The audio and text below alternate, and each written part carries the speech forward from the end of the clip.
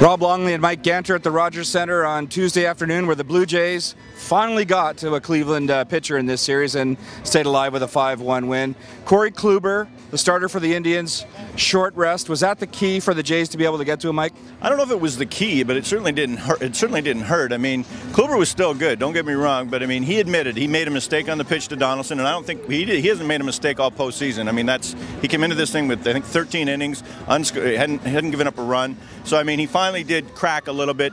Maybe that's short rest, maybe that's not. But I mean, it was an opening, and it was one the Jays needed badly for sure.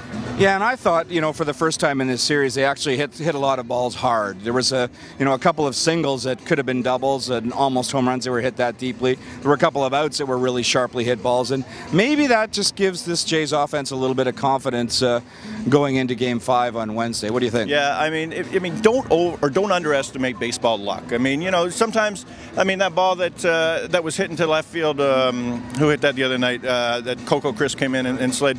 I mean, that ball is on a line. Any other night, that ball is 2 runs for sure. And he catches it and they get nothing and they end up losing. Tonight, some of those balls fell. Some of them found holes. I mean, they finally made an error. They hadn't made an error all series. So, I mean, there were a few cracks and they took advantage of it. So finally, we're starting to see things maybe even out a little bit, and they get to a Game 5 and we'll see what happens. Yeah, John Gibbons always been a big guy talking about luck and having to get the breaks. He spoke about that tonight too. Said finally some of the breaks went our way. We'll see if that luck can continue Wednesday afternoon. 4:08 first pitch here at the Rogers Centre, Game 5. The Jays will hope to make it 3-2 to head back to Cleveland and make a real series out of this. For Post Media, I'm Rob Longley with Mike Ganter.